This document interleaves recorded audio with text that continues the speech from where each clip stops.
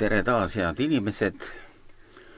Täna me räägime jälle sellest, kuidas see kell edasi liigub. Ja tere taas Virge. Virge on selline tüüp, kes oskab leida selliseid asju, mida mina näiteks ei leia. Ma räägin ühte juttu, Virge tuleb hoopis teise külje pealt sisse. Nii et täna on nagu selles mõttes huvitav, et mida sa oled jälle leidnud või kuidas neid aegu, kus me praegu oleme, kuidas nagu neid asju näha, eks ole. Nii et anname sulle kohe võimaluse meid, kuidas nüüd öelda, meid harida. Üllatada. Üllatada, jah. Ja üllatama, tegelikult on hea vahepeal teha selliseid pikemaid pause ja siis ma vahel kodus saan rõõmustada uudiseid vaadates ja et mul on jälle õigus ja olnud. Rusikat vibutada, et mul on õigus olnud, küll on hea tunne. Et ma arvan, et me jumala inimestena ka vajame seda äratundmist, et me oleme olnud jumala juhitud ja meie sees elab tõepoolest tõe vaim, nii nagu meile siis Johannese 14 peatükk seda ka kinnitab, et kui püha vaim tuleb, siis ta juhatab meid kõigesse tõtte. Et kui me oleme ennast siis andnud Jumala kätte ja palume seda, et Jumal juhi meid tões, siis see teekond võib vahel olla päris valulik ja täna natuke sellest ka räägime ühe video näitel, et ega see tõe arusaamine, mis ühiskonnas toimub, ei olegi nii lihtne ja võib olla päris karm nii ühele kui teisele poolele. Et jah, pole nagu vahepeal isegi väga midagi olnud rääkida, sest põhimõtteliselt, kui ma podcast'e vaatan, siis kõik need asjad, mida me siin COVID-i ajal esimese, 3-4 aasta jooksul puudutasime, võib-olla mõningaid asju küll mitte väga pikalt, siis need on endiselt aktiivsed sõnumid, need endiselt toimivad, arenevad ja tegelikult mul on hea meel, et me tegelikult oleme kõike puudutanud. Et tõesti ei ole nagu üllatavaid teemasid, seda me veel ei teadnud, et tegelikult kõiki asju me oleme puudutanud, aga selle siis 6 aasta jooksul, palju see nüüd sellest COVID-ist möödas on, paljud asjad on nüüd siis väga avalikult välja tulnud. Inimesed on hakanud kaevama rohkem, inimesed on teadlikumaks muutunud, naiivsus on paljuski ära kadunud ja YouTube'is ka teemad on väga muutunud, millest räägitakse podcastides, teemad on väga tõsiseks läinud ja paljud need asjad, millest meie siin alustasime rääkimist, ka siin paar aastat tagasi, kui ma hakkasin rohkem AI-st rääkima, siis nüüd ei ole podcasti, mis sellest siis ja AI-st, vabandage, kui ma ütlen AI, sest ma lihtsalt nii harjunud, ma kogu vaatan inglise keeles ja see on nagu nii sees, et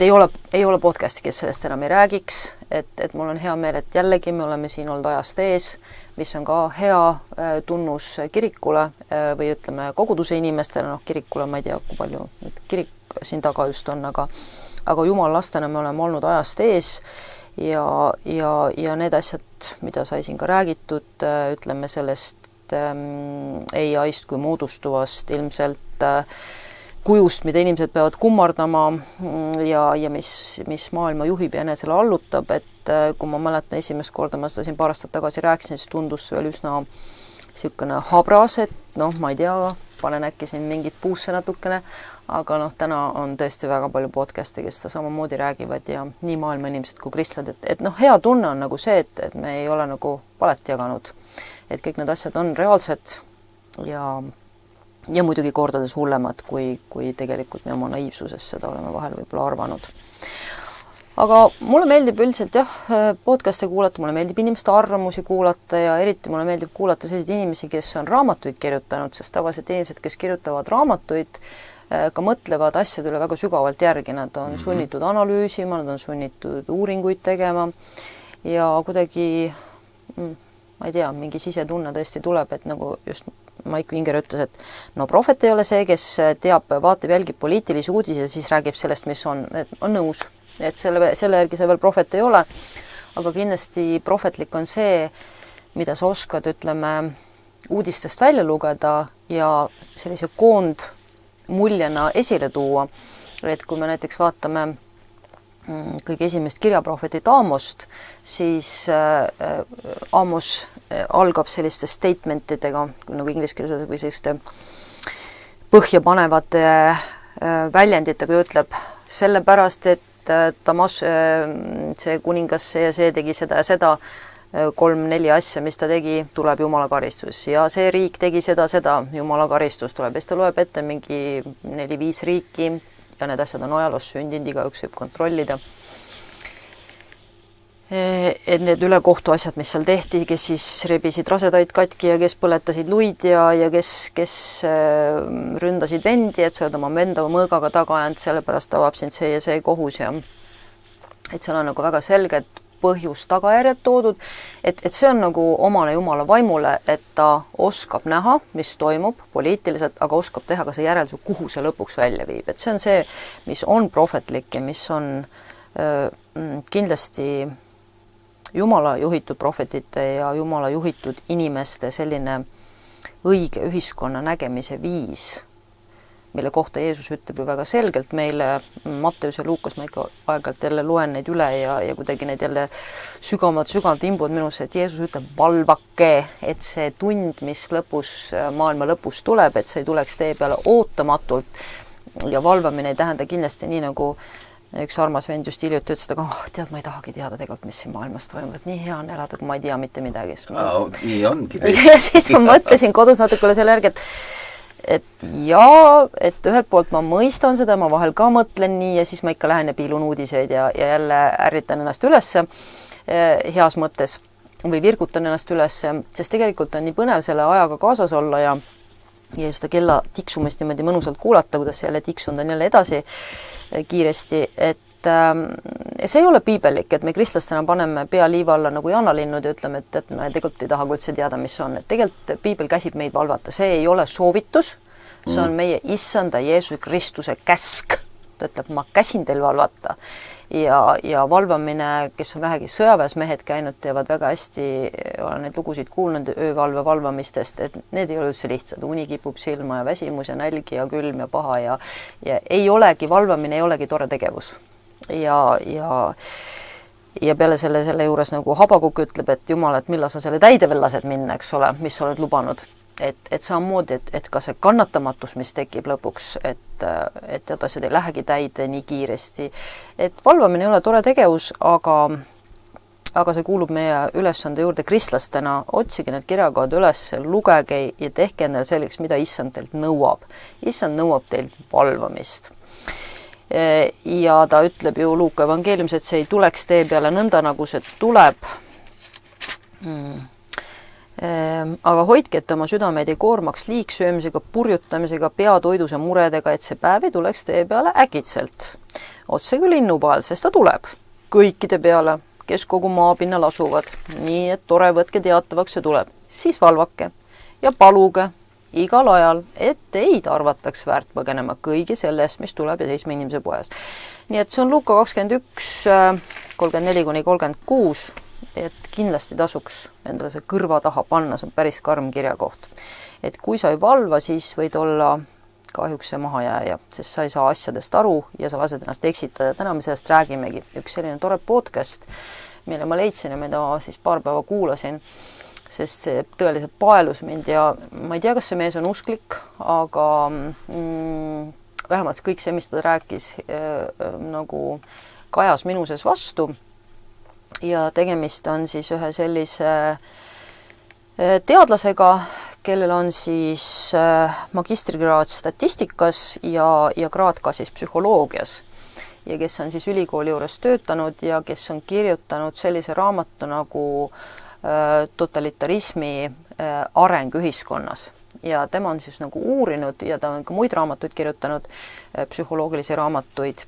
Ja siis ta rääkis, et kuidas ta selle massipsühholoogia juurde üldse jõudis, et see just, et ta jälgis nagu ühiskonda ja kui me ka jälgime ühiskonda, siis need järeldused, mida tema räägib, on just tegelikult see,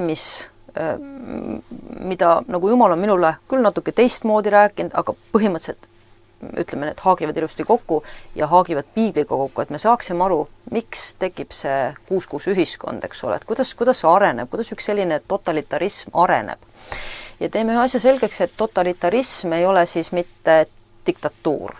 Et see, kuhu meie praegu areneme, on esialgu totalitarism ja hiljem ilmselt on see seda diktatuur, see 6-6, ütleme siis viletsuse ajal lõpuks muutub ta diktatuuriks.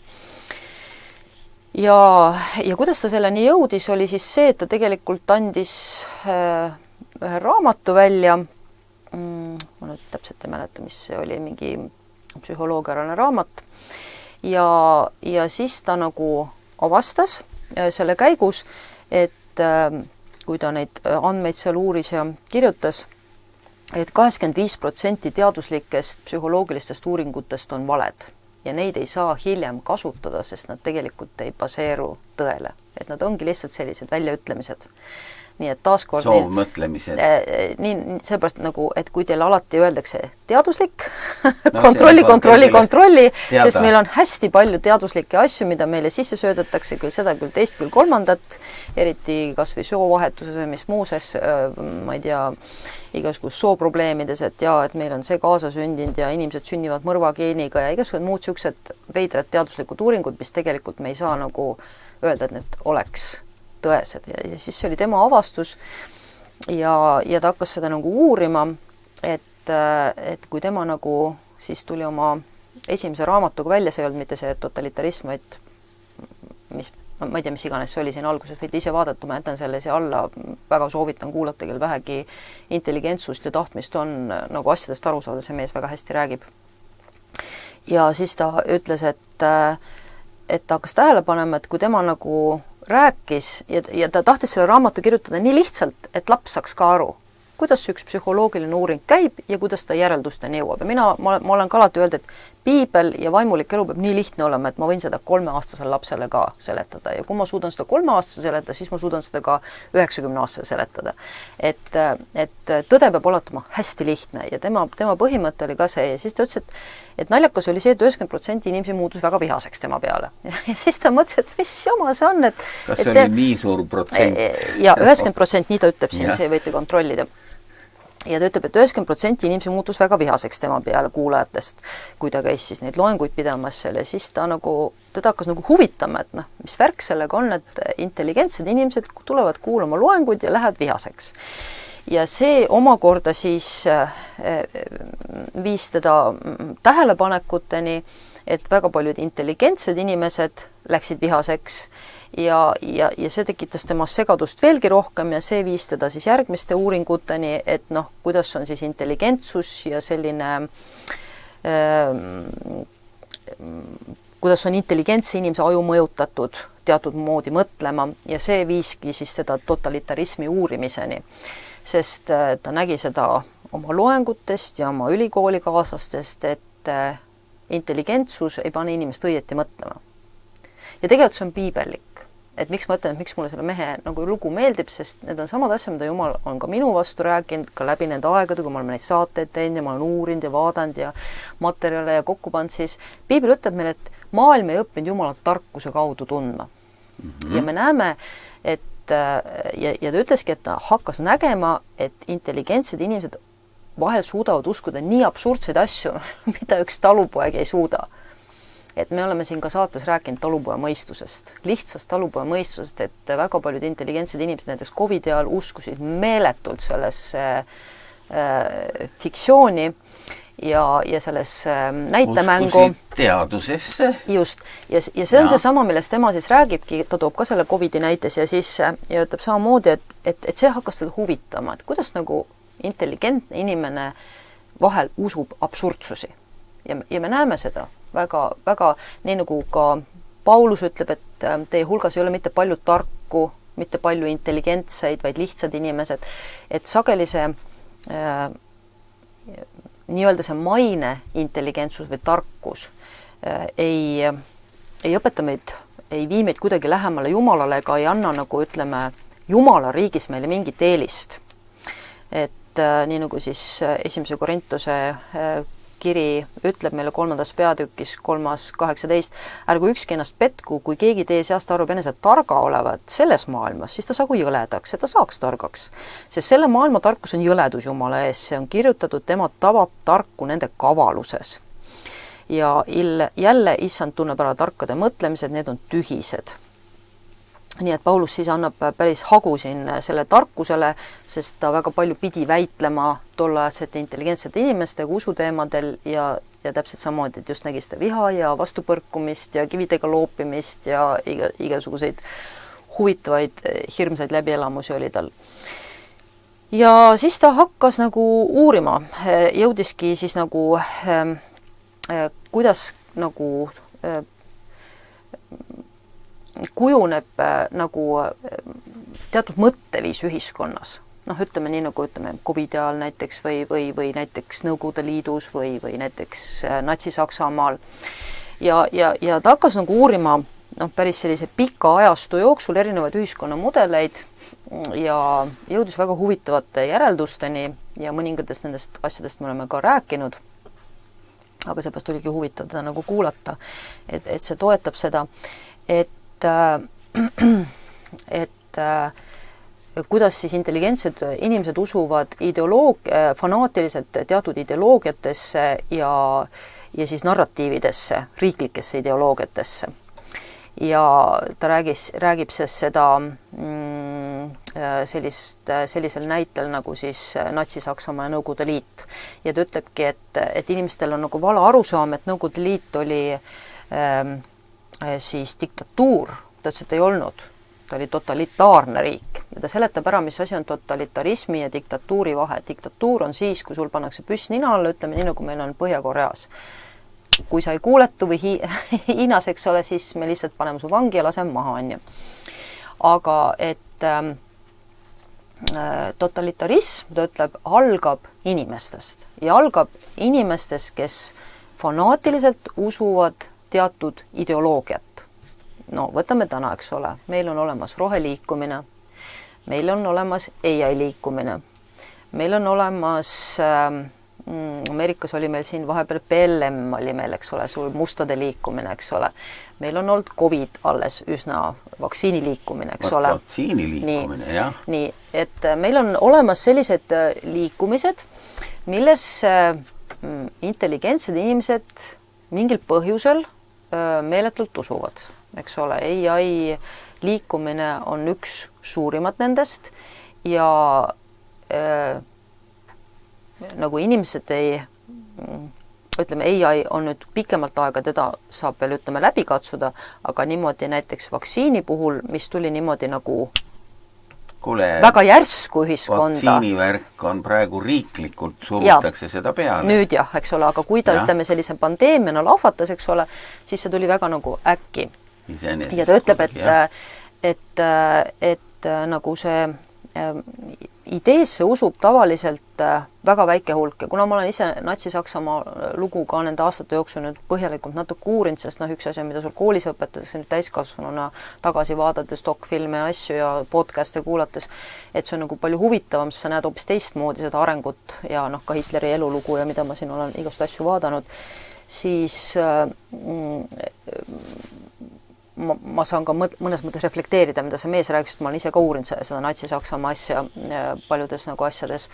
Ja ta ütlebki, et kõigepealt tekib 20-30%, see on väga väike hulk tegelikult, kes usub teatud ideoloogiasse, ütleme nii, nagu hakkasid marksistid Venemaal, et kõigepealt tekib selline kuluaaride ideoloogia ja siis ta ütlebki, et aga vaata selline ideoloogiasse uskuvate inimeste põhjus, miks nad tekivad, sellel on jälle omakorda eelpõhjus.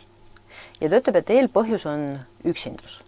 Eelpõhjus on see inimeste sisemine üksindus, sisemine ängistus, stress, viha, millega toime ei tulda, et inimesed tunnevad ennast eraldatuna ja nad tunnevad, et nende igapäevatööl ja tegevusel ei ole mõtet. Ja näiteks, kes on Hitleri elulugu vaadanud või Stalini elulugu, siis jah, nende meeste lapsepõlved ei olnud toredad. kasvasid isadeta ja Hitler magas tänaval, oli läbikukkunud kunstnik, kuigi tahtis ilmselt kunstnikuks saada, magas tänavaelu päris pikalt enne seda, kui ta siis sinna partei seal moodustus ja mingisse gruppi tõmmati. Nii et kindlasti sellele eelneb, Stalin sama asi, et eelneb selline isoleeritus ja nagu oma elu mitte hindamine. Ja sama asi on tegelikult, kui me vaatame kas või mustade liikumist Ameerikas, see BLM, mis siin oli, eks ole, siin mõned aastad tagasi, kus siis teatud seltskond ilmus välja ja kukkus rüüstama ja lõhkuma ja see oli ikkagi kuskilt poolt suunatud. Seda küll, aga põhimõte ongi selles, et on ikkagi olemas see hulk inimesi, kes sellega kaasa lähevad ja kes oma viha ja ängi selle kaudu välja elavad. Samamoodi Natsi-Saksamaal kogu see natsiliikumine, eks ole, see rassiteooria, millesse siis teatud inimesed hakkasid mingil põhjusel uskuma, sest läbi selle nad suutsid mõtestada ja seda nimetataksegi siis kollektiivideeks, mis tekib. Et praegu, eks ole, sama asi on meil AI-ga, eks ole, inimesed usuvad, et kui meil on selline kollektiivne AI-ühiskond, siis me suudame maailma parandada ja kuidagi kontrolli all hoida. Ei suuda, see on täielik fiktsioon, sest AI-d ei kontrolli mitte meie ega kollektiiv, vaid väike grupp väga rikkaid inimesi. Et sama asi on roheliikumine, et teatud inimesed usuvad mingisse roheliikumise õnnestumisse, samal ajal mitte pannes realistlikult kokku fakte, et kuulge, pange kõigepealt plastitehased kinni, keemiatehased kinni, see nanoalumiiniumitehas, mis teil iga päev seda triibutab siin taevast ja alla lastakse teile just igal pool, sellepärast et riikidel on lepingud, vaadake, riikidel on lepingud, ka Eestil on lepingud, Põhjamaadel on lepingud. Alles oli seal parlamendis sellest juttu ja see oli see, mis seal vastus tuli ikka täiesti naeruväärne. Ja, aga tegelikult on ju riiklikud lepingud olemas ja need on tõestatavad. On ikkagi ära keelanud selle Ameerikas. Et Eestit on isegi mainitud mitmes välismaa kanalis, mis on minu jaoks olnud huvitav kuulata podcastis, et Eestit on kutsutud selliseks just nimelt selliseks NATO magamistoa riigiks või selliseks kohaks, kelle kontroll on tegelikult kuskil hoopis Ameerikas ja sellised huvitavaid lauseid on, ütleme, redaktoris ja mitmetest teistest lugenud, et see on huvitav kuulata seda, kuidas sinu riigist räägivad teised inimesed ja see Põhjariikide lepingute mainimise on ka tulnud nendest uudistekanalitest, et võib-olla Eestis sellest ei räägita, ma ei tea, ma ei ole kontrollinud, aga seal ühesõnaga on see esile toodud. Ja vaatad taevasse, siis nagu polegi vaja ju tõestust, ma ju näen seda. Ja ma näen, kuidas mu kadakad surevad. Kadakad on vähki täis, nii nagu Dane Winnington ütleb, et see alumiiniumi külvamine tekitab taimedes ainevahetuse häire ja põhjustab puude seenestumise, et kadakatele tekivad kõigepealt hiigelsuured kollased seened, siis tekib vähk ja paari aasta pärast lasevad okkad maha ja kõik krõbiseb nagu ühesõnaga taim sureb jala pealt, suured ilusad suured taimed surevad, lihtsalt surevad. Samamoodi on vahtratega hakanud juhtuma. Nii et sellest on palju räägitud, Dane Winningtoni võite leida. Meile on tulnud see natukene hiljem kui Ameerikas, eks ole, Ameerikas räägiti sellest juba aastakümneid tagasi. Ja, et seda oli algul raske uskuda, mina tean, et mina puutusin sellega kokku kuskil siis kui lapsed veel ikka tukmaad väiksemad, üks kümmekond aastat tagasi ja läbi selle, et hakkasin tundma, et teatud päevadel, kui need lennukid lendasid, hakkasid kondid valutama ja paha hakkas ja siis hakkasin uurima seda ja siis avastasin, et oi, et aga need ongi omavahel seotud, et tegelikult nii ongi, et täna... Mõned inimesed on palju tundlikumad ka. Ja, et tekivad allergiad, astmad, kondivalud, peavalud, et võite jälgida, et keha ülihästi reageerib sellele keemiale, mis sealt alla tuleb. Ja internetis ma olen vaadanud ka väga paljud räägivadki seda.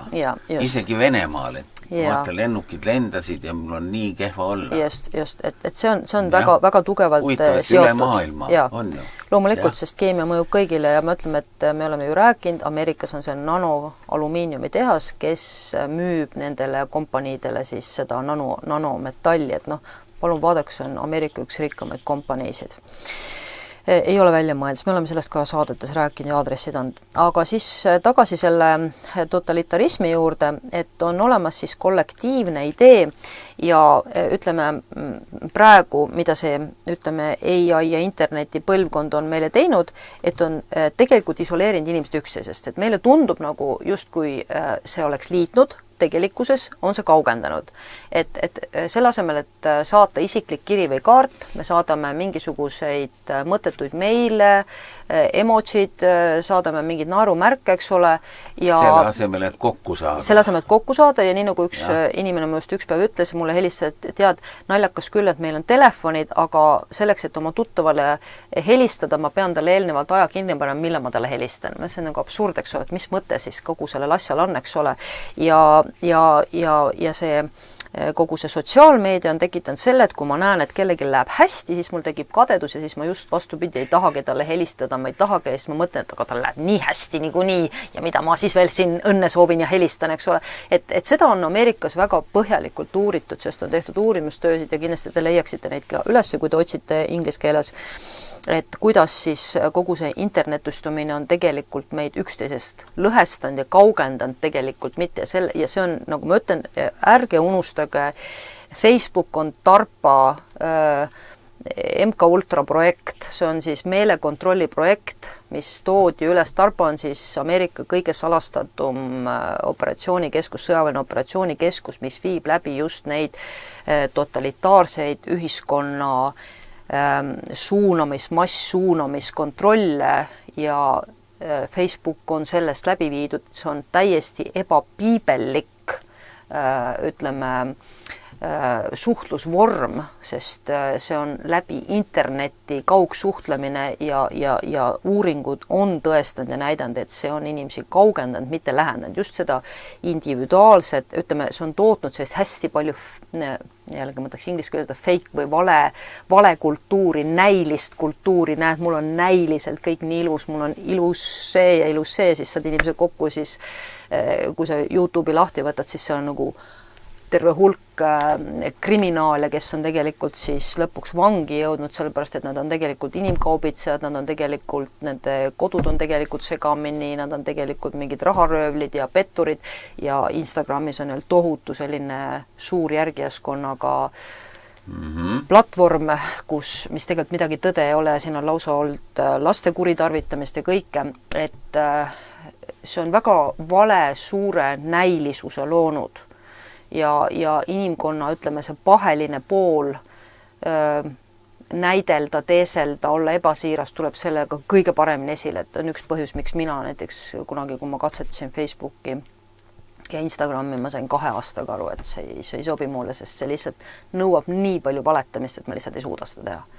Et ma ei vaja seda, mul ei ole seda vaja, ma tahan inimestega kokku saada, ma tahan näkku vaadata, ma tahan näha, mida nad mõtlevad ja seda see mees ka siin räägib, ta on psühholoog, tal on kõrge kraad psühholoogias ja ta ütles, et ütleb täpselt seda sama, et me peaksime suhtlema, tähendab, ühiskond püsib tõe rääkimise, ütleme, inimsuhe püsib tõe rääkimise alusel.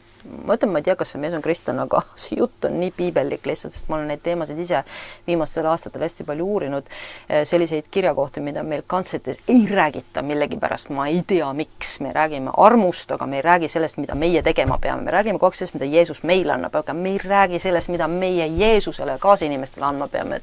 Et miks me sellest ei räägi? Miks need jutlused ei räägi sellest? Et me peame, piibel ütleb, teie armastus olgu teeskluseta, siiras, need on 10 kirjakohti, kus Paulus ta räägib. Ja see psühholoogia doktor ütleb täpselt sama, professor ütleb, et kas ma näitan seda sa võid näidata seda, jah, tema see prillidega mees, okei, mõlemad on prillidega, see habemega mees. Habemega mees, jah, Mattias. Et ta ütleb, et suhe püsib tõe rääkimisel, et seda psühholoogia tõestab. Psühholoogia tõestab seda, mida piibel meil räägib. Piibel ütleb, rääkige tõtt üksteisega, ärge valetage, sest Jumal on kättemaks ja selliste asjade eest, eks ole. ja me valetame nii, et maa on must ja meil ei ole mingit südametunnistust valetada üksteisele, absoluutselt mitte mingit südametunnistust. Ja ütleme, Facebook, Instagram, kõik need asjad võimaldavad seda valetamist veelgi rohkem või näiteks öelda, et ma ei saanud telefoni vastu võtta, tegelikult ma ei tahtnudki seda telefoni vastu võtta, sest mul oli pärast midagi muud tegemist ja nii edasi, et see internet ei tooda tõde inimeses. Ja ta ütleb, et kui inimesed hakkavad valetama ja kaob ära see, ma kirjutasin selle ülesse ka, et ilma tõeta laguneb ühiskond, et psühholoogia alusel tõestatult ühiskond püsib siirusel. Ja igasugune massideoloogia nõuab kahjuks valetamist. Ja ta leidiski, et üks põhjus, miks ka tema tööde peale inimesed vihastasid, nagu me rääkisime, oli just see, et tõde hävitab illusiooni. Ma usun, et mina olen ka väga palju endale toonud pahaseid inimesi, kes on koledaid sõnu mulle öelnud küll põllu vahel, küll kummalistes kohtades, et ma saan aru, et teatud inimestele ei meeldi see, et ma purustan illusioone, piibli alusel muidugi. Ja ütlen, et teate, teie ühiskond lõpeb prügikastis 7 viletsusaastaga. Nii on lihtsalt. See ei ole minu väljamõeldis, seda ütleb Jumala sõna. Kõik arengud näitavad, iga podcast, iga päevaga, iga nädalaga üha rohkem ja rohkem on neid inimesi, kes teadvustavad selle õuduse tegelikkust, millest ütleme veel 3-4 aastat tagasi inimesed suht nagu mööda läksid. Ja suurem osa neist pole siis kiriku inimesed. Just, et inimesed, kes lihtsalt on kokku puutunud, kes on ise seal kompaniis töötanud, keda on taga kiusatud, kes on ära tulnud või kes on aru saanud, et see, mis toimub, on niivõrd alatu ja niivõrd õudne, et nad ei taha sellega enam kaasas olla. Ühesõnaga, see on igasugused huvitavaid podcast'e, mida ma siis olen kuulanud et see oli üks asi, et ütleski, et tõe rääkimine on ohtlik. Tõe rääkimine hävitab illusiooni ja ta ütles, et kui tema on neid uuringuid teinud, et ta vaatas 5 viimast sajandit nagu kogu seda arengut, siis ta ütles, et tõe rääkimine võib maksma minna elu. Et tõe rääkimine on nii vastumeelne inimestele. Inimesed lähevad vihaseks ja me nägime seda COVID ajal, me oleme näinud seda Kanada traktoristide ja põllumeeste protesti ajal, me oleme näinud, kuidas valitsus läheb vihaseks, me oleme näinud, kuidas kaasinimesed lähevad vihaseks, me oleme näinud, kuidas isegi Eestis inimestele kallale mindi, ma olen ise näinud, kuidas mul on tuldud ütlema igast asju, et tõde ajab inimesed vihaseks, et see on nii kummaline. Sellepärast, ja ta ütleb, et sellel on lihtne põhjus, tõde hävitab illusiooni. Aga Jumala sõna ütleb, teie peate käima tões meile kristlastena ja Jeesus ütleb, mina olen tõde ja Jumala sõna on tõde. Ja ma ei saa sinu illusiooni alles hoida, ükskõik kuidas ma tahaksin, siis ma peaksin valetama. Ja ma ei saa seda valetada. Nii nagu Paulus ütleb, me asetame ennast kõikide inimeste südametunnistuse ette, et tõtt rääkida. Ja nii on. Ja seda saab läbi katsuda. Ja me oleme piiblis on üks huvitav koht ka, kus nad ei jaksanud seda kuulata, katsid oma kõrvad kinni. Ja Jeesus ütleb, et sulete oma kõrvad, et ei kuuleks ja sulete oma silmad, et ei näeks. Ja see on see, et nagu see mees ka siin ütleb, et sageli teevad seda väga intelligentsed inimesed, sest nad tahavad uskuda seda narratiivi, seda ideoloogiat, mis on nagu laialdaselt kehtestatud, sest selles on lihtsalt mugavam ja parem elada. Ja tema siis ütlebki, et see on siis sellised riiklikult arendatud süsteemid selleks, et siis inimesi kontrollida. Ja üks huvitav asi, mis ta siia juurde toob, mis jällegi ka see AI ühiskonnaga, sest ma tahan tema uuringuid siduda ka sellega, mis me täna oleme. Ütleme, me oleme siin rääkinud Palantirist ja sellest siis Peter Thieli loodud süsteemist, millele Trump on andnud siis täisrohelise tule nii Ameerikas kui ka mujal, koguda andmeid inimeste enda tahte vastaselt, ehk siis mina nimetan seda luuramise ja kuulamise süsteemiks, siis me võime seda nimetada teistmoodi ka salapolitseiks. Ja tema üks uuringutest ütleb, et näiteks peale teist maailmasõda, ma püüdsin seda kohta üles otsida siit, aga ma praegu ei leidnud, oli see, et minu meelest oli see mingi 30%, aga võib-olla see oli ka suurem, võite üle vaadata, kontrollida ise seda siit, et peale teist maailmasõda 30%, ütleme siis, et oli 30%, aga see võis olla suurem, töötas inimesi salapolitseis.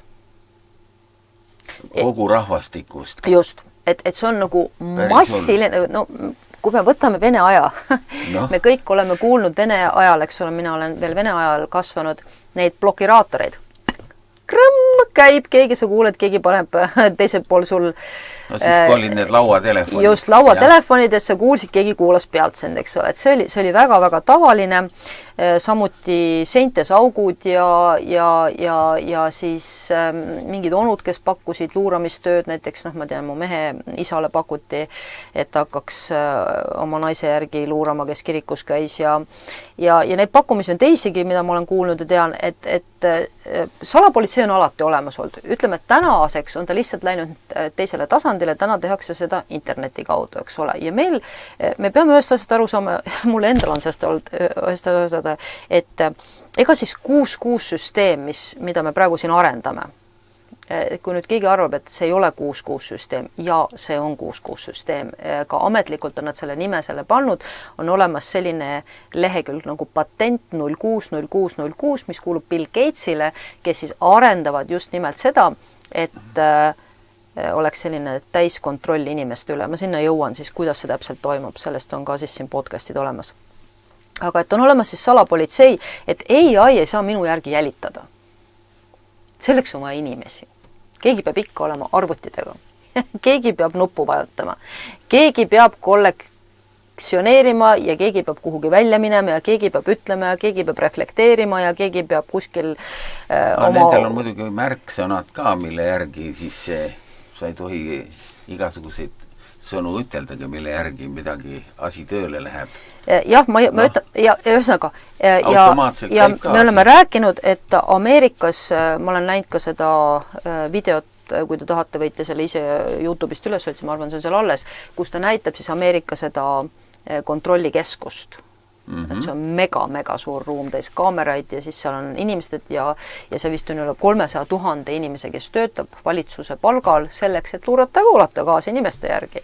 Nii et me saame aru, et nii nagu ta ütleb, et peab olema väike hulk inimesi ja mina ütlen, et iga inimene, kes sellise kohta tööle läheb, eks ole, väga paljud inimesed on tulnud töölt sealt ära, nad ütlevad, ma keeldun seda tegemist, sest see on alatu. See on alatu teiste inimeste eraelus sorkida ja neid jälitada ja vaadata, mida nad teevad, on ju. Siis kõigil on mobiilid ju, on ju. Just, ja tänapäeval on see ülilihtne oma naabri järgi või ma ei tea, kelle järgi igasuguste äppidega luurata. Aga mõte on just see, et kindlasti ei ole see mitte nii süütu, et naaber vaatab naabrit, vaid see on ikkagi kuritegelik süsteem, mis lähtub inimese rikutud südamest. Mille kohta me paneme ilusad peened nimed, nagu me kollektiviseerime andmeid, et siis meie majandus paremini töötaks ja me oleksime õigel ajal õiges kohas, mis on absurd, sest kristlasena on see ja jumal on seda korduvalt rääkinud ja sellest ta kunagi 8 aastat tagasi alustas mulle rääkimist, kui ma mitte midagi ei teadnud AI-st ja internetis, sest mind absoluutselt ei huvitanud seda, ma olin nii interneti kauge inimene, kui üldse olla saab, siis jumal ütles, et see asendab püha vaimu juhtimise. Et tänapäeval kristlased asendavad AI-ga püha vaimu juhtimise, mitte püha vaim ei ütle mulle enam, kuhu ma lähen, vaid kuskil andmebaasidest tuleb käsk ja see on see, mis nagu ütleme, kui ma vaatan ka siin Ameerika podcast'e, siis paljud asjad on jõudnud ka sellistesse avalikustesse, et kuidas siin üks viimane oli siis Jeremia, mulle tule meelde, kes jällegi kasutas Wake Up Win ja Julia Royce mõlemad siis kajastasid minu meelest ka Mike Winger, kes kasutas jälle profeteerimiseks siis interneti no kuule, Facebooki saab ju väga hästi kasutada. Ja, aga see läheb kaugemale, see läheb ikkagi sellena, et me ikkagi kuulame reaalajas pealt koguduse liikmeid. Telefone ja arvuteid jälitatakse reaalajas ikkagi. Ja siis sa võid ju väga vägev prohvet olla. Ja mitte ainult see, vaid selle läbi ja ütleme, seda teeb ju riik, eks ole, et me peame endale aru andma, biomeetriliste andmete kogumine tähendab, et seda tehakse ja ma räägin siis ka täna, kui kaugele see on ka läinud, millest mina tegelikult sain aru juba 8 aastat tagasi, aga täna on siis meil andmed olemas. Nii et ühesõnaga on olemas salapolitsei ja täna me siis paneme lihtsalt sellele ilusad nimed, et me kogume biomeetrilisi andmeid, me siis nagu struktureerime ühiskonda ja juhime ühiskonda, infrastruktuuri ja kontrollime infrastruktuuri ja ütleme, me paneme selle ilusad nimed, aga tegelikult on siis see politseiriik, mida ülemaailmselt läbi siis Palantiiri ehitatakse kõikides riikides, absoluutselt kõikides riikides, keegi ei ole sellest vaba. Ja sellepärast siis, ma korraks näitan, on siis ka,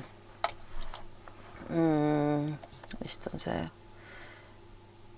Gilduranni ma olen teile varem ka näitanud, et temal on siis ka siin podcast, mille ma ka üles jätan, kus siis tema saatekülalisi, ma vaatan, kus ta on siin, et saatekülast Gildurann, nii, nüüd meil tuli vahepeal reklaam vahele, et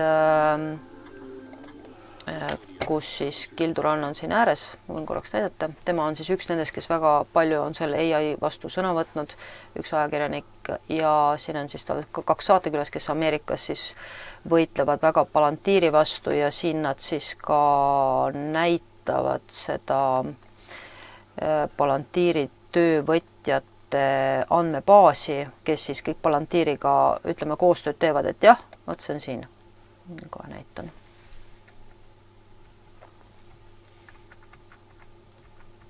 Just, et siin on olemas selline andmeleht, kellega siis Palantiir nagu koostööd teeb, milliste kompaniidega koostööd teeb ja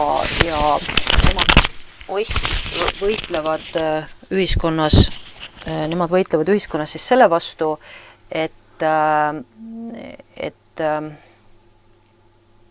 sellise alatu kompaniiga, kes siis sinu eraelusse pidevalt sekkub, inimesed koostööd ei teeks, et Ameerikas on siis selline liikumine tekkinud. Aga nagu ma ütlesin, inimeste mõtlemisviis peab muutuma, et miks ma alustasin just siis Mattias Desmondist, et tegelikult see algab inimeste mõtlemisest, et mina olen alati öelnud ka siin saadetes, et inimesed on väärt oma valitsejaid, sest asjad hakkavad rakuna ikkagi inimestest. Totalitarism algab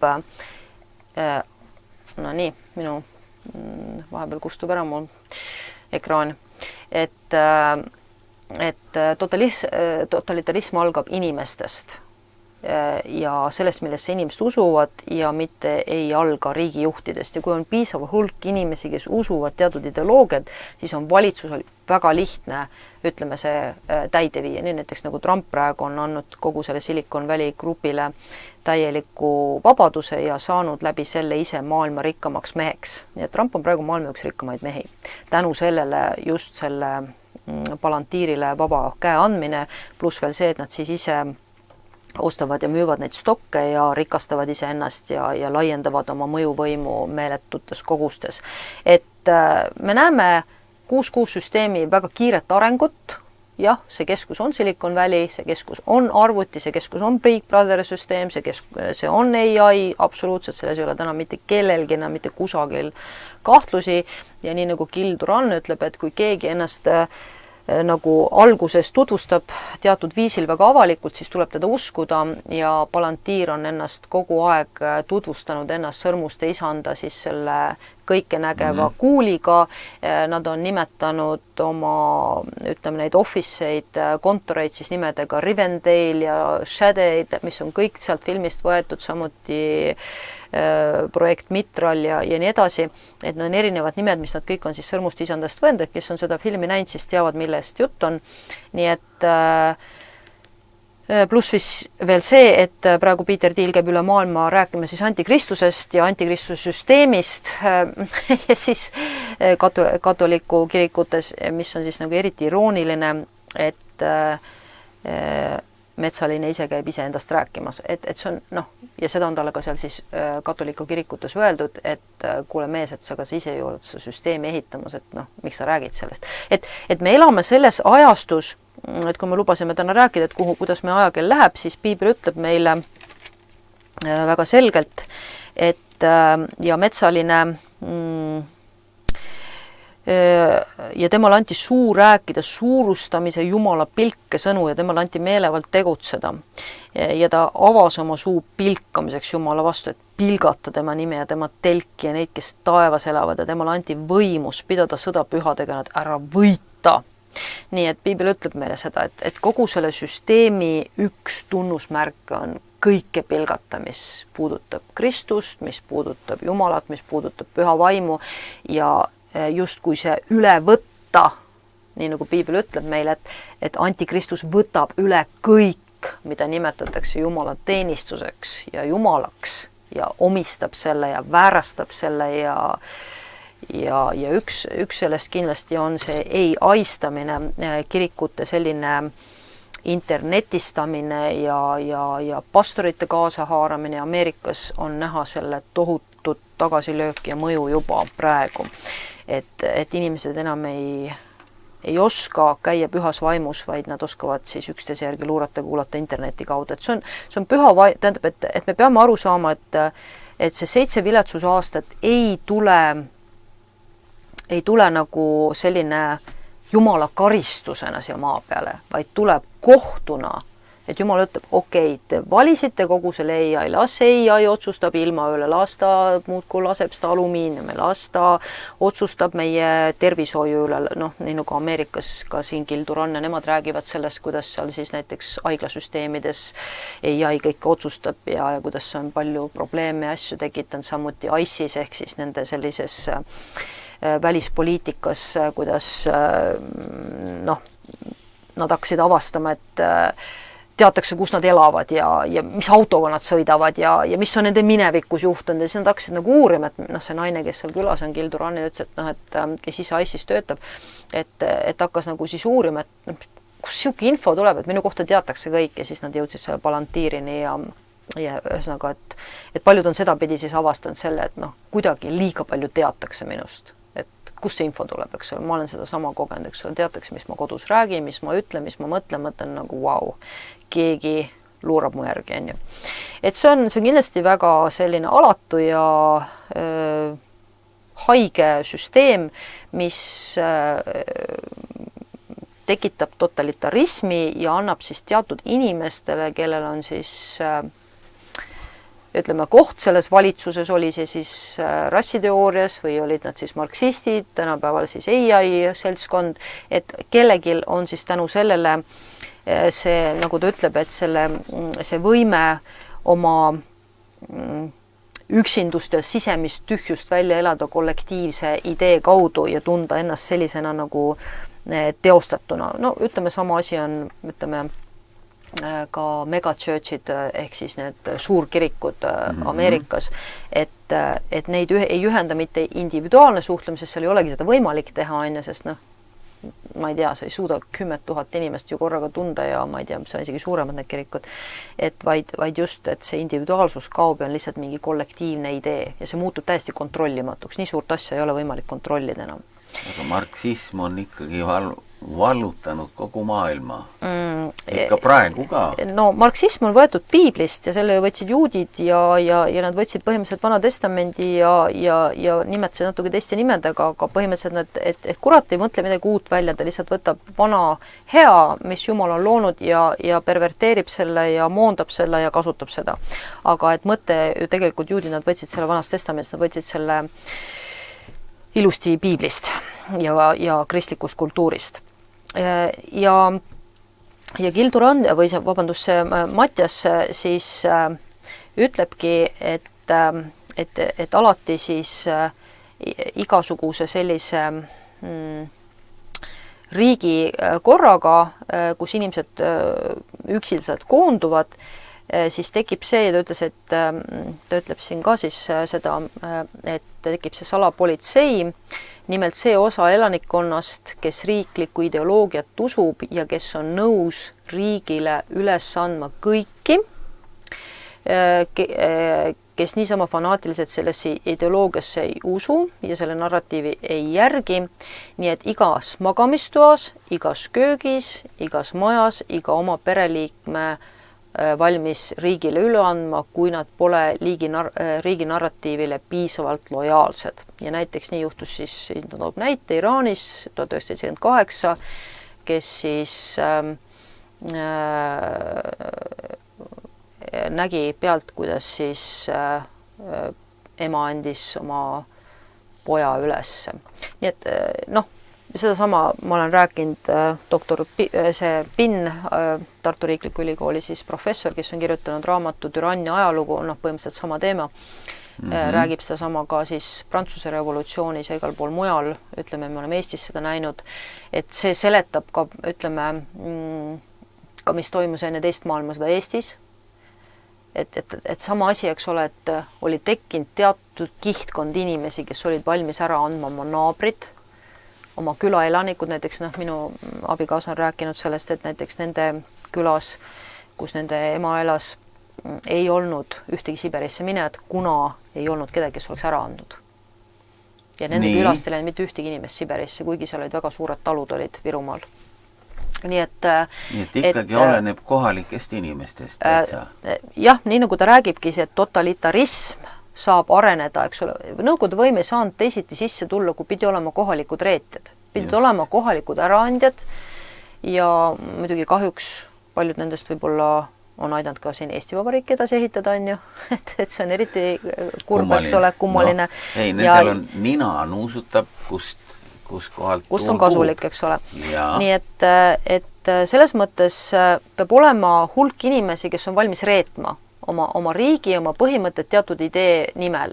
Ja ütleme, sama oli ju Natsi-Saksamaal, eks olid inimesed, kes läksid kaasa natsirassi puhastusteooriaga ja seal oli ju 40 000 lausa pastorid, kes olid nõus alla kirjutama sellele ja seal olid meditsiiniõed ju, kes igasuguseid vigaseid lapsi kodudest ära viisid ja neid lihtsalt eutaniseerisid, eks ole, sellepärast, et rassipuhastusteooria ütles, et ühtegi vigast last ei tohi rahvuse hulgas olla, on ju.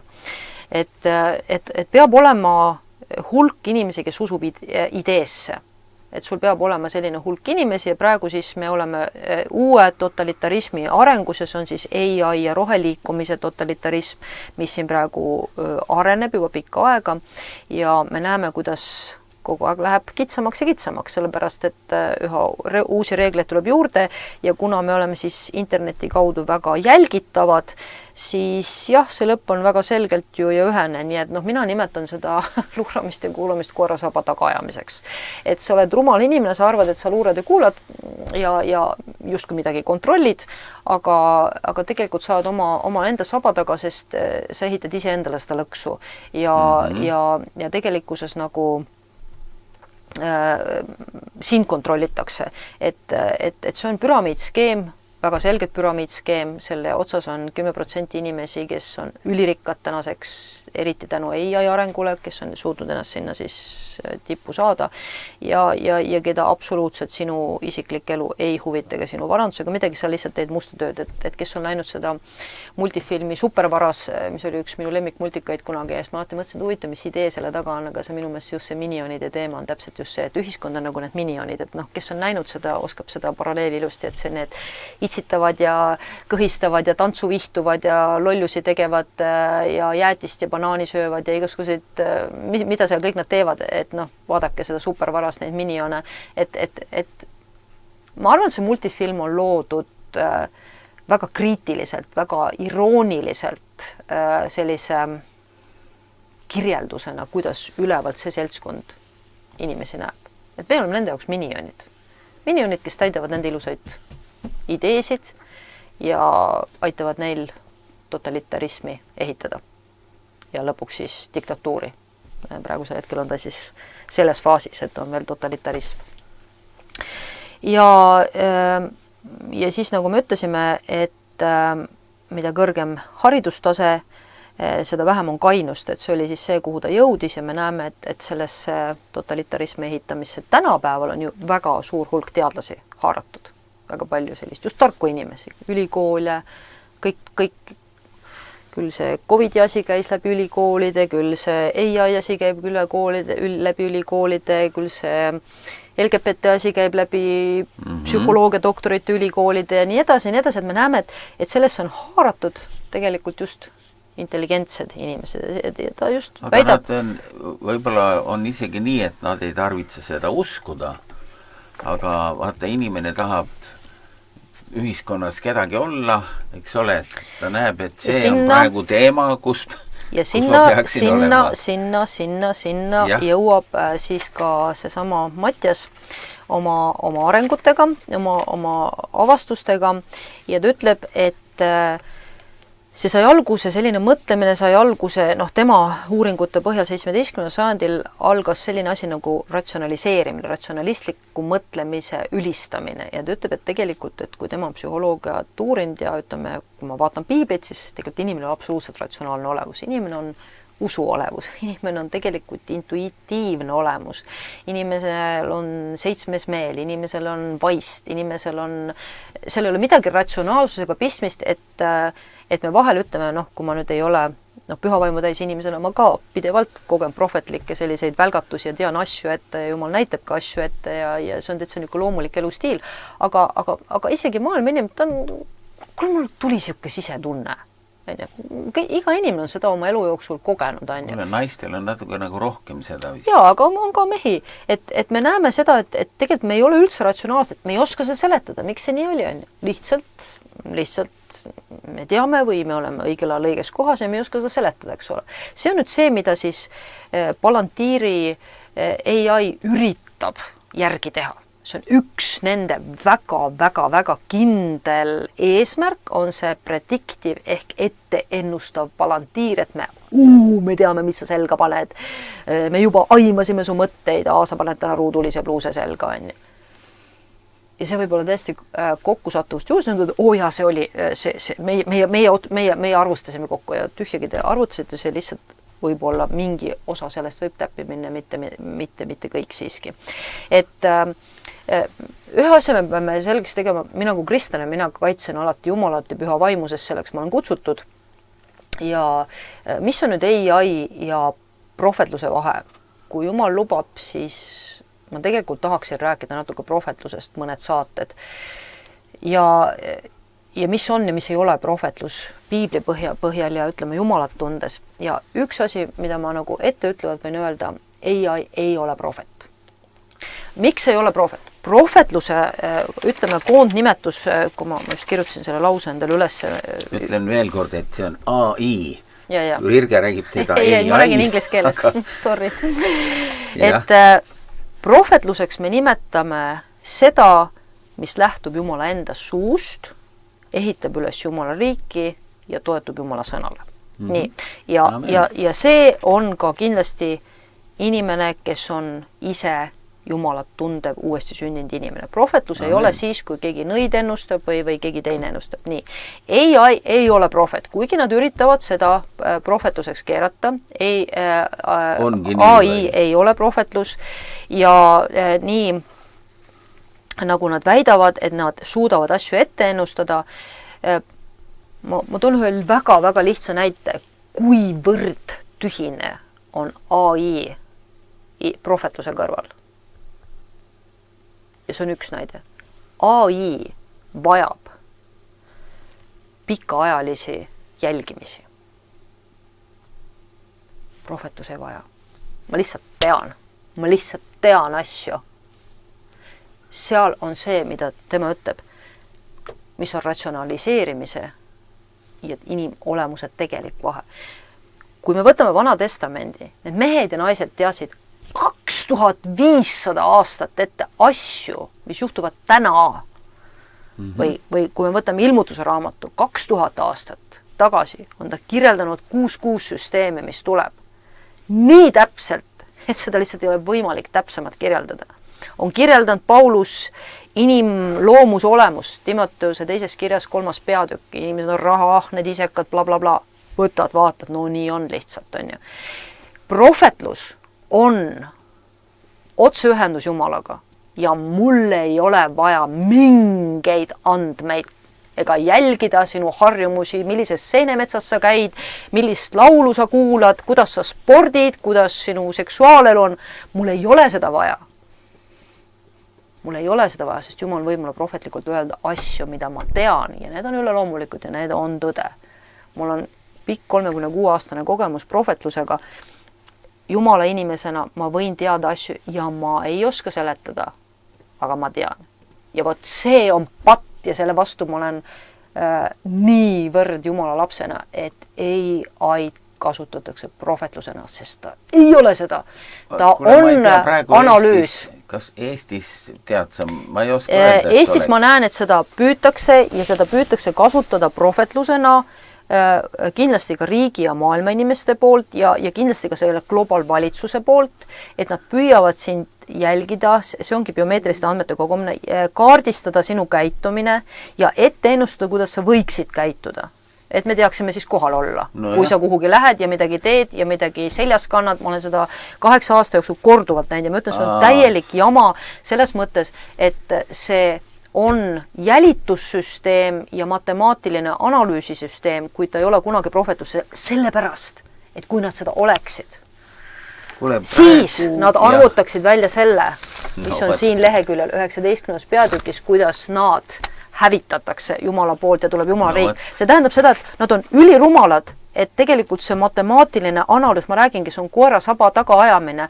Sa analüüsid ühe väikese inimese, no see ei ole väga keeruline jälgida oma naabrit ja vaadata, mis kell ta tõuseb, mis kell ta välja läheb, kas ta armastab koera, kassi või meest või naist või on ta mitme naise pidaja või see ei ole väga keeruline. Aga see ei ole prohvetlus. See on inimese jälgimine, analüüsimine ja kaardistamine, aga selle prohvetlusega midagi tegemist. Aga sellist asja on isegi riiklikult ju, kas see on Inglismaal juba, et ennustavad ette, et sa võid teatud kuritegu tegema hakata. Ja see projekt, nendes videodes, mis ma siin ette näitan, on see ka sees, on siis see Los Angeles politsei projekt, mida siis Ameerikas katsetati ja mis tõi tohutud jamasid kaasa, sest tegelikult see oli täielik jama, sest need inimesed üldse ei kavatse mingit kuritegu teha ja nemad juba arvutasid välja, et nüüd sa kindlasti teed. Ja võtame sind enne kinni juba. Ühte asja, et ei ole prohvetlus ja ta ei ole 100% adekvaatne, ükskõik mida ta matemaatiliselt sealt kokku pusserdab ja kui ka midagi täppi läheb, siis... Kas kirik on sellega nüüd mõtled, et ongi prohvetliku süsteemi sest liiga palju on ja ma arvan, et väga palju toimubki kirikuga koostöös, sest need samad inimesed, kes on ka prohvetlusega, on teinud ka Iisraeli riigiga koostööd, nii et kindlasti siin on seosed omavahel, aga see selleks, see jääb iga ühe enda südametunnistuse alla. Aga ma ütlen, et prohvetlus on üle kõikide asjade ja ükski AI ei saa neid asju ette ennustada, mida Jumal saab oma rahvale näidata, teha ja mida ta on ka ajaloos teinud ja mida siis inimese uhkuse vaim läbi AI, ütleme, seda ongi vaja inimesel, kellel ei ole püha vaimu. Mina ei vaja palantiiri, minul ei ole vaja seda. Piibel ütleb, ei ennustada, see on just ühel päeval ma kirjutasin oma tütrele selle, kui ta poja sünnitas, sest Jumal oli nii täpselt näidanud kõik ette selle poja sünni 2 aastat ja nii mulle kui talle ja ma ütlesin, et Piibel ütleb, eks Iisraelile öelda, ei ole ennustamist Iisraelis, sest eks Jumal ütle Iisraelile, mis ta tegema peab. Minul ei ole vaja palantiiri, mul ei ole vaja ka ühegi inimese järgi luurata, mul ei ole oma koguduse liikmete järgi vaja luurata. Selleks on Jumala vaim ja ma pean temale kuuletama. Kui mina panen teise vaimu, nii nagu Piibel ütleb, et AI on vaim, sest ta annab selle vaimule kuju, meil on arvutid ja kõik muud asjad ja hologrammid ja kõik muu, siis ma lähen Jumalaga konflikti, sest ma panen teise vaimu sinna vaimu kõrvale ja Jumal on armukade Jumal ja see on see, mida ma olen ka viimastel kuudel väga selgelt Jumalat kuulnud rääkimas taaskord, et Matteuse 25. peatükk on spetsiifiline peatükk, kodeeritud peatükk, krüpteeritud peatükk lõpuaja põlvkonnale, sest seal on neitsid, kes lähevad õli ostma maailma käes. See on niivõrd, minu jaoks on 36 aastat raske kirjakoht olnud ja kui see AI asi hakkas mulle ilmnema, ma sain aru, millest Jumal räägib. On kristlased, kes ostavad õli maailma käest läbi interneti toolside, läbi nende andmebaaside ja see on kahetsusväärne, sest see on abielu rikkumine Jumalale. Jumal peab meid juhtima, Jumal peab meid ise saama suunata, ise öelda meile. Ja see on murdnud Jumala südame, et paljud lapsed on otsustanud selle kasuks, sest isegi kõige lihtsamalt ütleme mingite kodulehekülgede ülalpidamiseks on igasugused andmekogumised ja asjad, eks ole, et me lihtsalt upume sellesse igast otsast, on ju, ja tänapäeval kõiki asju andmebaasid kontrollivad, eks ole. AI kontrollib tegelikult peaaegu kõike, Ameerikas nagu siin see redaktoris ette loeb, et ICE ja NASAt ja DARPat ja mida kõik, eks ole. Nii et see on kindlasti 6-6-süsteemi mõte ongi see, et on see interneti vaim, kes siis üritab olla jumal kogudes ja kollektiviseerides ja jälgides andmeid ja üritades siis ennustada, kuidas peaks toimuma, sest ütleme, AI-le on üle antud ju Trump just kirjutas selle alla pool aastat tagasi, et AI hakkab nüüd kontrollima siis ilma ja AI hakkab kontrollima meie lahingutegevust Iraanis ja nii edasi, eks ole. Et jah, see on katastroof. See on kindlasti katastroof, sest me oleme rohkem kui siis väline tegevus, me oleme intelligentsed 3 tasandil vaimud, kes on vaim ise, meie ümber on kuratlik vaim, meie ümber on Jumal ja me peame pidevaid valikuid tegema. AI ei suuda nende 3 asja vahel vahet teha, tema saab teha ainult mingi üldise kaardistuse. See on see, mida Yuval Harari siis nüüd jaanuarikuus seal jälle keksis, et me häkime teie mõtetes, okei, häkkige, aga AI jääb alati üheplaaniliseks. Tal ei ole seda, mis on Jumala sõnal ja Jumala sõna on teravam ja ükski 2-terane mõõk, ta eristab vaimu liikmed üdi ja on vaimu ja mõtete hindaja. Seda ei suuda ükski AI. Ja kohutav, kui kogudus paneb kohtuotsused, ütleme, minul on aeg-ajalt selline tunne, et kuskilt midagi sellist toimub, et kohtupidamine nagu sellel tasandile, mida me kuuleme ja näeme, millest siis ka siin Mattias Desment räägib, et ratsionaliseerimine tõi kaasa selle, et inimesed hakkasid kõike jälgima ja oma silma järgi otsustama, et kui me kõike jälgime ja näeme, siis me otsustame, mis on õige ja tajume tõde, siis see ei ole tõde. Piibel ütleb meile Jesaja 11. peatükis, Jeesus ei mõistnud kohut silma nägemise järgi. Et see on jälle see sama, et sealt jõuamegi sellesse AI-sse, et AI ennustab ette, kellest saab kurjategija, see võib täiesti puusse sellega panna ja ongi pandud juba ja on inimesi pandud kinni ja igust jama on kokku keedetud juba sellega, kui siin vaatad. Ja kohutav, kui see tuleb ja sealt on arendatud siis see sotsiaalkrediidisüsteem, mida katsetatakse praegu Hiinas, eks ole, seal Shanghai linnas, eks ole, kus on 26 miljonit inimest on ja et kui sa teed siis seda, mis meie AI süsteem ütleb, et on õige, siis me premeerime sind ja lubame sul reisida ja saad restorani minna, aga kui sa teed midagi, mis meie AI keskkond ütleb, et on halb või ütleb midagi halba seal kodus või oma aias salaja oma mehele kõrva, siis me saadame sulle kurjad koerad kallale ja karistame sind ja ma ei tea, torgime kummid läbi või mida iganes, siis ei lase reisima või mis iganes, võtame raha maha sult arvelt, mis on siis tulevikumuusika, kuhu me jõuame tegelikult, eks ole, kui tuleb krüptoraha, et paneme su pangaandmed kinni. Et see on see kohutav düstoopia, mida me ehitame, mis on väga paljudes riikides praegu, Kanadas, Inglismaal, Hiinas juba riigikorrana, nii et kui keegi ütleb, et ei tea, millal see 6-6 riik tuleb, vabandage, mina ei tea, mida mõtlevad hiinlased Shanghais, sest neil on juba see 6-6 süsteem juba kohal. Droonid jälitavad inimesi tänavatel, jälgivad, et sa kuskil valel ajal üles midagi ei teeks ja kõik need asjad sisse-välja käimised. Et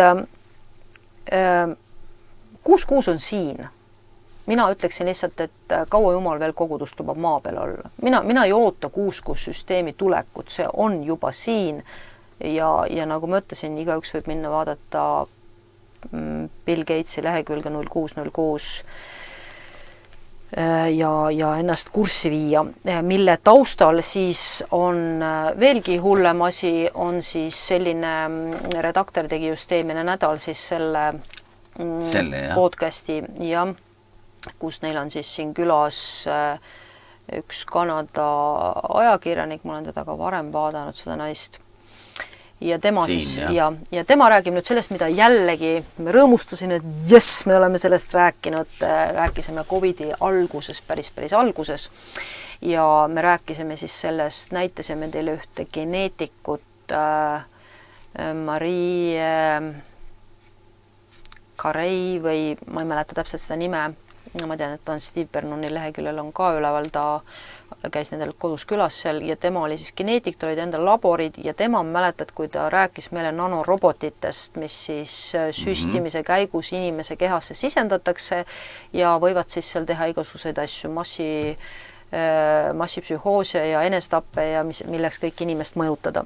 Ja nüüd see teema siis on 7 aastat vaikne olnud ja see on nüüd uuesti siis pinnale kerkinud ja tema siis räägib sellest, et kuidas siis tõepoolest nüüd on avalikustatud see projekt uuesti ja üllatus, selle taga on siis Iisraeli kompanii, kes ta ütleb ka see nime, ma vaatan kohe seda Ido siis Barchalt Iisraeli ülikool, Barleini Iisraeli ülikool, Ido Barchlet vist oli selle teadlase nimi, kes siis 2013 juba siis kiitles, et neil on olemas biljon nanorobotit, mida nad võivad siis inimestesse süstida. Just nimelt süstida, just. Nii et 2013 me oleme päris ajast maas, meil on täna 2026. No. Ja me räägime mingist 6 süsteemi ootamisest. Ja me rääkisime ka sellisest asjast nagu Smart Dust, me oleme oma saadetes rääkinud, jälle mul on hea meel, et me oleme selle ära maininud ja kui me räägime siin lennukitest ja nendest, mis nad siin siis alla saadavad, siis üks osa sellest on just need sisse hingatavad nanorobotid, mida me saame sisse hingata, nii et kui me räägime siin sellest, et nad ütlevad jah, nanoosakesed.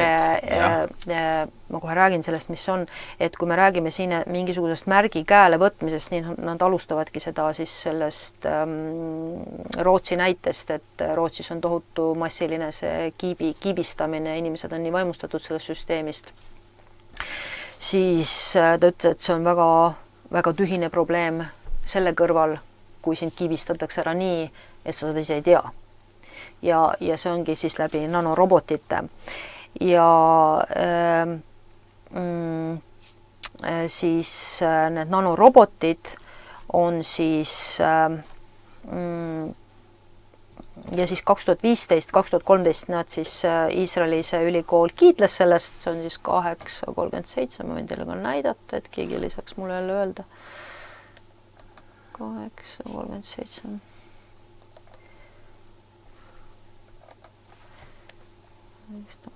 Kell 837.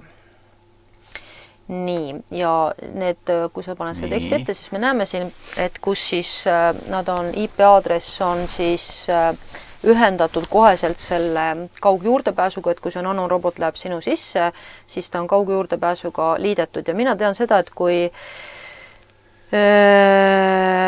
minul käis kuskil sealkandis 2013-2015 vahel, keegi pereliige käis operatsioonil ja ma ei tea, kuidagi vahel räägid jumalaga ja siis sa kuuled teda väga selgelt ja siis ma tean, et Püha Vaim ütles mulle, et tead, on päris palju inimesi, kes käivad ringi ja nende sees on robot või nende sees on see jälitussüsteem ja nad ei tea seda. Ja mina mõtlesin et vau, et see on päris, ja ma tean, et see oli Jumal päris kindlasti. Ja siin samas selles podcastis siis ka see naine tunnistab, et valitsus on seda ise tunnistanud, valitsused, et tõepoolest inimesed on salaja sellised ära kiibistatud ja jälgitavad. Ma ei tea, võib-olla mina olen üks nendest, ma ei tea seda. Sest ja kuskil lähevad arvutisse andmed ja siis see nanorobot saadab andmeid sinu vereringest, ta käib seal ringi ja ta on võimeline ise ühilduma sinu ajuga ja andma sinu ajust infot, signaalia. mis tähendab, et see, kui see seltskond on kiidelnud, ütleme siis Harari siin kiitles just Davosis jaanuaris taaskord sellest mõtetesse häkkimisest, siis see on ikka väga realistlik. Ja see on väga haige, sest mina ei ole selleks luba andnud. Mina ei ole luba andnud oma kehast mingisugused andmeid koguda, mingisugused biomeetrilisi andmeid. Kui keegi teeb, siis jumal karistab seda, sellest mul on fakt kindel. Et mina ei ole seda märki endale kuskilt otsast võtnud ja siis sama ta toobki välja, et kui ma panen nüüd selle siit liikuma, siis tekst ilusti jookseb siin ja et nad saavad siis nanoroboteid juhtida juhtkongi abil, et inimeselt kasulikku siis lasti anda, nii et siis see toimus 2013 ja nüüd tuleb siis konks 2015 aastal teatas Spitfire partnerlusest Barlani ülikooli Ido Palhuletiga, kelle see tehnoloogia juba oli olemas. Seega minu mõte on see, et kuigi ma olen mures inimeste pärast, kes end vabatahtlikult lasevad sisse istutada neid asju, kiipe, siis vabatahtemäängi rolli tehnokraatide kontrollimisel, et tegelikult nemad teevad hoopis salajast operatsiooni ja salajased rakendused elanikkonnale ja nende mõjude pärast siis elanikkonnale, siis nagu on olemas Bill Gatesi patendi lehekülg 060606, kus siis väga selgelt öeldakse, et siis tulevane krüptoraha ühendatakse just nende nanorobotitega. Nii, ja siin me võime korra pausi teha, et kui meil on piiblis siis ilmutuse raamas kirjakoht, ja temale anti meelevald anda metsalisele kuju ja vaim, et ka metsalise kuju räägiks ja teeks, me teame, arvutid täna räägivad, meil on ChatGPT ja igasugused muud, siis et need, kes iialgi ei kummarda metsalise kuju, ära tapetaks, nii et see põhimõtteliselt ongi see sama, et kui sul on need nanorobotid sinu sees, siis sulle on vaja ainult laengut ja sa sured. Sul ei ole vaja midagi, sulle lihtsalt antakse laengu. Ja kuskilt kaugelt keegi vajutab nupule. Just, ja tänapäeval isegi ei ole vaja, selleks on nüüd jälle viimase kuu viimane, ma olen sellest rääkinud, ma olen rääkinud relvast, siis sellest MK ultrarelvast ehk energiarelvast ja tänapäeval, ja siin on siis üks CIA töötaja, kelle perekond, nii me jälle vahepeal tuleb üks onu, kes siin tahab meile tai chi'd vähem määrida mingil põhjusel, ma ei tea, mis selle tai chi asjadega on, aga midagi seal on. Ja see on üks CIA töötaja, kelle pere siis täiesti haigestati ja ühesõnaga tekkisid igasugused psüühilised probleemid, igasugused terviseprobleemid, ta naine ei ole siiamaani terveks saanud. Ja siis tuli välja, et nende maja peal kasutati energiarelva. Nii et on võimalik täiesti inimesed täiesti haigeks teha. Et sa suunad selle energiarelva inimeste peale ja sa saad inimesed täitsa haigeks teha. Vaimselt ja füüsiliselt täitsa haigeks. Nii et tema jagab siin seda, nii et kui keegi arvab, et see EIA ühiskond on nii tore, luurame ja kuulame ja turvalisus, ärge olge naiivsed.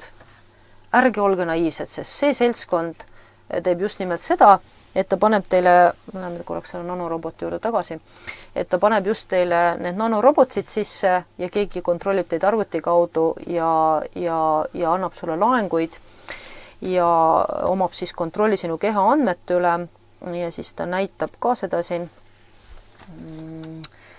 See on siis kvanttehnoloogia ja siis ta räägib ka siin nendest mikronõelaplaastritest, mis siis Bill Gatesil on olemas. Ja nendest siis, oli meil ka ammu juttu ja, juba, just nimelt, et aga nüüd me näeme siis seda nagu välja tulevat kui reaalsust, mida siis juba pakendatakse sulle kui tulevast reaalsust, et see ongi see transhumanism, eks ole, et me ühendame sind arvutiga, et ühelt poolt nagu see eelmõte on nagu selles, et vabandust, mu mikrofon vahepeal kaob ära, et hästi kinni püsida, et jalg alla jäi, vabandust, et mõte on nagu selles siis, et algab see nagu, ma alati võrdlen seda ajastut nagu natuke selle Hansu ja Grete muinasjutuga, et Hans ja Grete tuli tädi vastu ja pakkus neile kommi ja siis pakkus veel rohkem kommi ja siis meelitas lapsed metsa maja sisse puuri ja pani nad puuri ja muudkui söötis kommi neile ja siis käis katsumas, kui paksud nad on, et lõpuks saaks nad ära süüa, eks ole. Et inimkonnaga on samamoodi tehtud, et meil on söödetud ette see kogu see internetisüsteem. Minu mees oli koolidirektor, kui Eestisse tulid tiigrihüpe. No minu mõelest väga hea nimi asjalise ennast juba, et nagu peaks tegelikult mõtlema panema, et miks just nimelt tiigrihüpe, eks ole, miks mitte mingi, ma ei tea, hiirejooks või midagi muud. aga see mõte on algusest saadik niisugune kassi-hiire mäng olnud, just see Hansu Grete, et püüame teid kinni, vangistame, siis toodi arvutiklassid koolidesse, eks ole, ja täna ei ole enam meil, ütleme, noh, Eesti on olnud üks esiriik, eks ole, siis toodi ID-kaardid, et kõik on läinud internetiseerituks ja üha rohkem nad ka, ütleme, ka meditsiinisüsteemis suunavad sind selleni, et sa kuskil interneti kaudu registreeriksid ja firmades interneti kaudu kirjutaksid ja tänapäeva pastoritele sa pead interneti kaudu kirjutama selle asemel, et nendega kokku saada. Jumal, miks ma ei või sinuga kokku saada näost näkku mees mehele ja vaadata, mis vaimsus ees on, eks ole.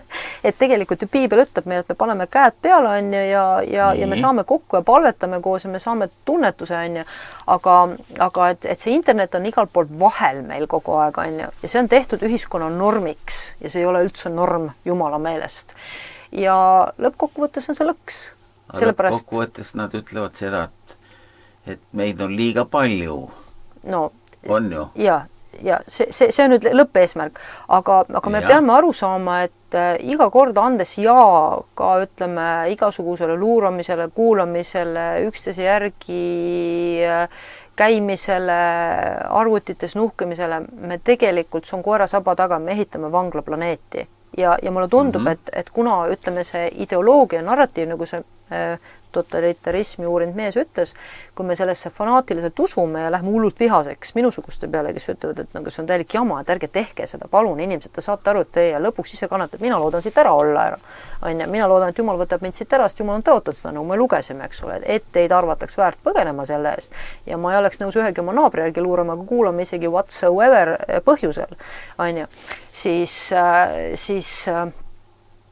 ei turvalisusega muu märgil just see sama asi, et see on see komm, eks ole, see on nii turvaline, turvalisust ei ole mitte midagi, sest kes seda masti omab, kes omab seda raha, kes omab seda kapitali, kes omab neid õigusi, et mingi nagu see on püramiid siis süsteem ja teate ainult minionid, kes seal lihtsalt täidata seda eesmärki. Ja eesmärk on ikkagi ülemaailmne kokkukukkumine, seda piibel ütleb meile, eks ole, et nii nagu ta ütleb, et kui sa siis seda süsteemi ei kummarda ja kuule, kas selles sind lihtsalt tapetakse ära, et sul on olemas tänapäeval energiarelv, vajutame nupule ja sind pole olemas. Ma ei pea sind isegi, ja siis see CIA mees räägib ka, ta ütleb, et tänapäeval on, kuna see energiarelv on, ütles, et nad ei pea sul lähedale tulla, nad ei pea koju tulla, nad võid seda juba kõike satelliidi pealt teha. Et ta ütleb, et see CIA mees ütleb, ta on ise CIA-s töötanud energiarelvadega.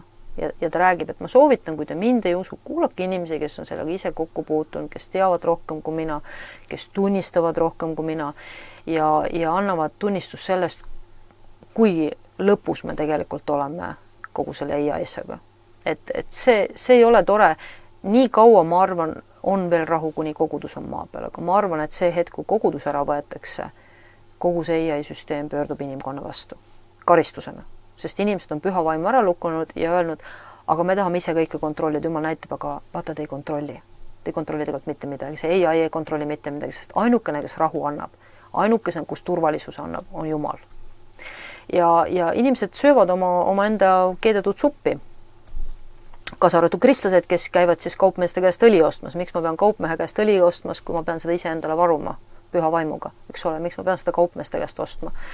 Et see on see kole pool ja tõepoolest nii nagu tõde praegu on kättesaadav YouTube'is. Ma arvan, et see varsti peab lõppema, sest see lihtsalt on uskumatu. Sa ei saa öelda, et ma ei tea, mis toimub. Aga huvitav on see, et praegu YouTube on nagu tolerantsem, et ta laseb isegi siin mäletad, kui me hakkasime neid saateid tegema, siis YouTube kustutas. Aga nad said aru, et see on raha. Nad said aru, et neil on vaja raha.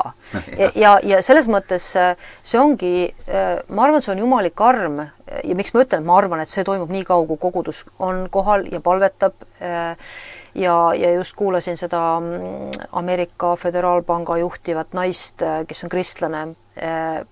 Ma unustasin seda podcasti üles panna, aga tema räägib ka sellest krüptorahast, ütleb, et nad väga võitlevad selle vastu, sest nad väga täpselt saavad aru, kui hirmus see on, mida nad kavandavad, et see on ikkagi lõks.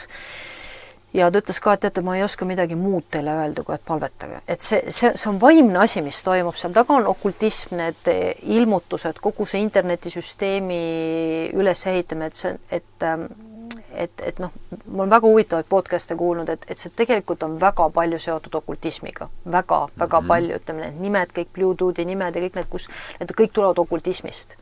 Et seal ei ole tegelikult sellise reaalsusega väga palju pistmist, et see on ikkagi okultism ühendatud tehnikaga ja miks nagu Jumal selle vastu niivõrd on, et ta lõpuks jätab inimkonna sellesse 7 aastasse seda suppi sööma. Et just seesama, et inimesed pigem usaldavad seda valet, kui usaldavad Jumalat, on ju. Pigem usaldan internetti ja seda kollektiivset ideed, kui parandaks meelt ja hakkaks nagu Jeesust järgima. Ja siis ta ütlebki, et selleks, et siis see krüptoraha toime panda, mida siis nii Euroopa Liit kui ka Ameerika praegu arendab ja ka Putin ja ütleme siis Hiina, igaüks tahab oma krüptoraha, et siis on ikkagi, neil on vaja neid andureid meie sees, mis siis Venemaa on isegi rohkem ette jõudnud selles. Jah, et te võite seda siin vaadata ja kus ta siin ütleb 11. Ja siis ta räägib Kanada ametlikust väljaandest siis eelmine aasta lõpus, kus nad siis ütlevadki otse, et ikkagi kogu inimkeha ühendatakse, kuna need andurid on siis meie vereringes, ühendataksegi digitaalse süsteemiga. Ja nüüd, kui siin mõned väidavad siis, et Mary Baxter on vale ja tema ennustus on vale, millest me oleme siin korduvalt rääkinud, et see põrguraamat, kus talle ka Jumal siis hirmutas lõpuaegasid, siis ta ju kirjeldab seda, mis siin räägitakse. Mida siis, ütleme, täna siis Kanada valitsus juba avalikult kirjutab ajalehes, et jah, see on meie tulevik, sinna me suundume, me ei kavatse suunda muuta, me kõik kavatseme teid täis toppida neid nanoroboteid, mida te sisse hingate ja ta ütleb ka siin söögiga me saame neid sisse ja nii edasi ja nagu me näeme, siis ka Iisrael on selles asjas juhtiv maa, nii nagu ta olema peabki, millega jälle taaskord siis piibel täide läheb. Ja just selle taga on see ratsionaliseeriv mõtlemine, et me peame hästi ratsionaalsed olema, me peame kõike arvestama, oma silmaga nägema ja ta ütleb, et just see algas 17. sajandil ja võttis siis kuju totalitarismi kasvamisena 20. sajandil, et see on selline areng, mis nagu vaimselt taustal nagu toimub ja ta ütlebki lõpetuseks siis, et põhimõtteliselt on see sama, miks ma jällegi nõustun temaga, mida see Mattias Desmet ütleb, et modernne demokraatia sündis siis sellest ratsionaliseerimisest. Et kõik peab hästi ratsionaalne olema. Ma mäletan lapsena alati, ma kuulsin seda sõna, see ajas mind vahel vihale ja 90. kuulsin ma seda väga palju kirikus ja mõtlesin alati, et appikene, et miks peab kõik nii hullult ratsionaalne olema, sest näiteks prohvetus ei ole ratsionaalne, prohvetus on intuitiivne, see on midagi, mida sa pead õppima usaldama, mida sa pead, mis on üle meie kontrolli, et meie kontrolli Jumalat, Jumal kontrollib meid, eks ole. Ratsionaalne mõtleme tahab ise kõike kontrollida ja AI on nagu selle ratsionalismi selline lõpptarkus, lõppväljendus, me kontrollime kõike. Ja ta ütleb, et kui ta siis ta totalitarismi raamatut kirjutas, siis ta uuris ka demokraatiat ja ta ütles, et millistele tulemustele jõudnud need ikkagi väga kohutavad, et demokraatia vajab tegelikult vastupidiselt, demokraatia on näiline, sest ta tegelikult vajab propagandat, mis taustal täiesti vastupidiselt demokraatiale tegelikult inimesi kontrollib ja paneb inimesi uskuma kõige irratsionaalsemaid asju. Et kui me vaatame ühiskonnas, eks ole, et meil on justkui demokraatia, aga meil on see propagandamasin, mis tuli ja rääkis meile Covidist ja inimesed uskusid irratsionaalseid asju, täiesti irratsionaalseid asju. Et see on uskumatu, eks ole. Inimesed uskusid pimesi siiamaani või näiteks Ameerika pidevad need jutud, et UFOd tulevad, eks ole, ja nii edasi on ju. Nüüd vist juba avalikustati seal midagi. Ühesõnaga, et me peame aru saama, et selle UFO jutu mõte on see, et nad on teadlikud, et Jeesus võtab koguduse ära. Nad on sellest teadlikud ja neil on vaja just, ja pärast on vaja hea öelda, sellest on väga paljud targemad inimesed aru saanud ja rääkinud sellest ka Ameerikas jutlustajad, et seda narratiivi on vaja. Jällegi, et see maha müüa, sest nad saavad aru ja ma olen korduvalt öelnud, lugege selle ratsionalismi lõpptulemust ilmutuse raamatu 19. peatükis, kus ta ütleb, eks ole, et ja ma nägin Metsalist ja Ilmamaa kuningaid nende sõjaväega olevat kogunenud sõda pidama sellel, kes istub hobuse seljas ja see hobune tuleb ja ma nägin taevad avatud, vaata valge hobune tuli ja mida NASA kogu aeg räägib? Sealt tuleb üks kivi tuleb sealt alla, sealt taevast ja me peame nagu katsetama, kuidas seda kivi seal puruks lasta, enne kui see maad tabab, me kogu aeg kuuleme seda, aga mina olen aru saanud, et see kivi, mida nad tegelikult ootavad, on Jeesus Kristus. Sest ma olen rääkinud sellest NASA ühes saates siin, üks uurija käis NASAs ja siis kuidas kõikidel rakettidel on need okultistlikud märgid peal ja kuidas seal on rituaalid, mis seal käivad ja ühesõnaga see on täiesti vaimne asi, mis seal toimub. Et piibel ütleb, et nende kaugem eesmärk on põhimõtteliselt see, et laseme Jeesus õhku, kui ta tuleb. Sest nad kogu aeg ütlevad, et no kuulake natuke Ameerika uudiseid, ma kuulan kogu aeg. Tulevad tulnukad, teise planeedi elanikud sisenevad meie maale ja siis nad tahavad seda kõike hävitada. Me peame oma sõjaväedega NASA-ga valmis olema. No kes see sealt tuleb? Me ju teame, et mingisugused ufosid pole olemas, eks ole. No minu käest ka vahel küsid, kas ufod on olemas. See ei ole, kurjad vaimud on olemas, eks ole. Et ainukene, kes sealt maaväliselt tuleb isikuna, on Jeesus Kristus. Ja piibel ütleb meile, nad kogunevad temaga sõda pidama oma rakettidega. Lähevad oma puumõõkadega jumala vastu sõdima, ülinaljakas, aga see on, et see näitab, kuhu, kui me räägime irratsionaalsus, kuhu see irratsionaalsus välja jõuab. Nad tõepoolest usuvad, et neil on võimalik Jeesus Kristus pommiga puruks lasta. Et naerge või mitte, aga vaadake Ameerika uudiseid, vaadake, mida räägivad NATO ülemjuhid ja Tarpa ja kõik see seltskond seal. Et kui sa võtad piibli, siis nagu vaja näpuga järgi, et no jah, nad teevad seda, jah, nii on. Nii et meil on vaja propagandat, nii nagu siis ütleme, Goebbels oli Natsi-Saksamaa propaganda ja kellele kuulub lause, korruta valet nii kaua, kuni inimesed usuvad seda, eks ole. Ja ma ikka räägin sellest COVID-aegsest, ma ei tea, võib-olla lastaks meid varsti sellest maha kuskil nuka taga, aga ma ikka räägin Eestis nendest plakatitest, mis olid üleval, ka siin Kuressaares. Ootame sügises, palju surmasid on ees.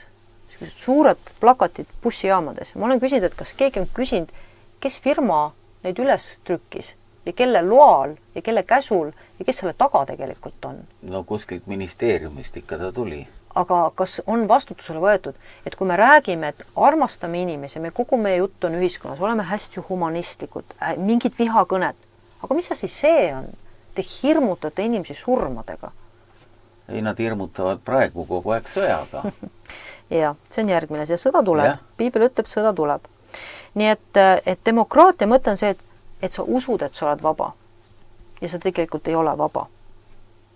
Tegelikult sind lollitatakse. See on põhimõtteliselt see, et kui mina hakkasin 8 aastat tagasi kõiki neid asju uurima, eks ole, mida väga paljud inimesed on hakanud viimase 10 jooksul uurima, palju rohkem inimesed hakanud uurima tänu internetile, meil on võimalik infot ligipääsu, siis avastad, et kõik on üks suur korporatsioonide mull tegelikult ja meile lihtsalt kogu aeg müüakse midagi, mingid ideid maha ja tegelikult kasutatakse ära lihtsalt meie rahakotti, sest tegelikult ütleme see Silicon Valley ja ütleme see Palantir, see on ju kõik rahva rahaga, tõestatult rahva rahaga ehitatud. Et nad on tegelikult kasutanud maksumaksjate raha. Nii et see, mida Jumala sõna ütleb meile, et teise Thessalonika kirjas, et Jumal saadab suure pettuse. Et loeme lõpuks selle kirja koha veel korra, et puust ja punasega oleks veel kord meeles, kes vähegi nagu veel usub mingisugusesse õndsasse, helgesse AI tulevikku, mis on turvaline ja kena ja tore, siis seda ei tule, vaid see on illusioon, demokraatia on illusioon, see on pettus. Kuulake targemaid mehi ja vabandust, Thessalonika kiri. Ja ta ütleb siis, ja nüüd te teate, mis takistab teda saamas avalikuks omal ajal, siis seda ülekohtu inimest, hukatuse poega, kes paneb vastu tõele.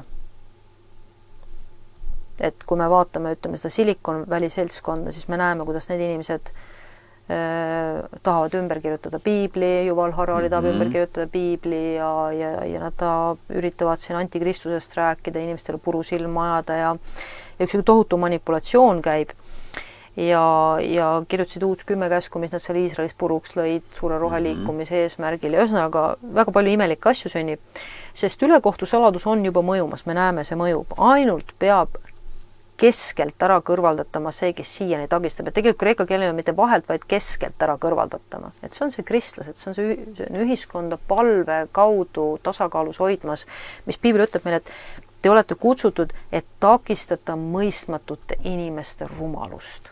Vaata, sul oli seal, tegelikult su piiblis oli kirjutatud vahelt, eks ole? Jah. Aga sa ütlesid nüüd keskelt. Ja ma olen seda sõna uulinud kreeka keeles. 68. aasta tõlge on ka vahelt, ütleb, eks? Ma ei tea, mis see kõige uuem ütleb. Mina vaatasin siis BibleHub.comist ütleb, et tegelikult on kreeka keeles siin keskelt, mis oleks nagu loogiline, kui võtta siis kogudus üle maailma keskelt, eks ole. Ja siis saab avalikuks ülekohtune, kelle issand hävitab oma suu vaimuga ja kellele ta teeb otsa oma tulemise ilmumisega, kelle tulemine sünnib saatana võimu mõjutusel igasuguses valeväes. Nii et siin on siis vahepeal sidekriips, mida ta Jeesus ei tule saatana valeväes ja mõjutusel, vaid siis see ülekohtune inimene igasuguses valeväes, vale tunnustähtede ja vale imetegudega, eks ole. Et nagu me oleme öelnud, ta ütleb, et ju ilmutuse raamat ta lasebki tuld tulla maa peale. Me oleme rääkinud, et tänapäeval on meil isegi sinine laser all, et saadki lasta niimoodi tuld alla taevast. Ja meil on kõik olemas, mida piibel räägib. Mida meil veel vaja on, eks ole? Me tegelikult ootame koguduse vahelt ära võtmist siit. Ja see võib iga hetk sündida. Siin ei ole nagu mingisugust, me ei tea, millal see sünnib. Vale imed igasuguse ülekohtu pettuses neile, kes hukka lähevad, sellepärast, et nad vastu võtnud tõe armastust. Et tegelikult sa ei vaja AI-d, sa ei vaja mingisuguseid sotsiaalmeediaplatvorme ja reklaame ja andmete kogumise, kõike sa vajad Jumalat, sest see on see, mis keskendab inimese maisele ja keskendab sind teisele inimesele. AI, kogu see luuramissüsteem, bioandmete kogumise tegelikult suunab meid inimestele. Aga Jumala sõna ütleb, armasta oma Jumalat, esimene käsk, kõigest oma südamest, see tähendab seda, et me oleme valesti fokusseeritud, terve ühiskond pannakse maiselt valesse fookusesse ja sellest oli päris hea jutlus, mille ma ka jätan, on prohvetlik konverents Nashville'is, mis nüüd just toimus, kus siis üks mees räägib siin ja räägib päris sellist päris head juttu just sellest samast asjast.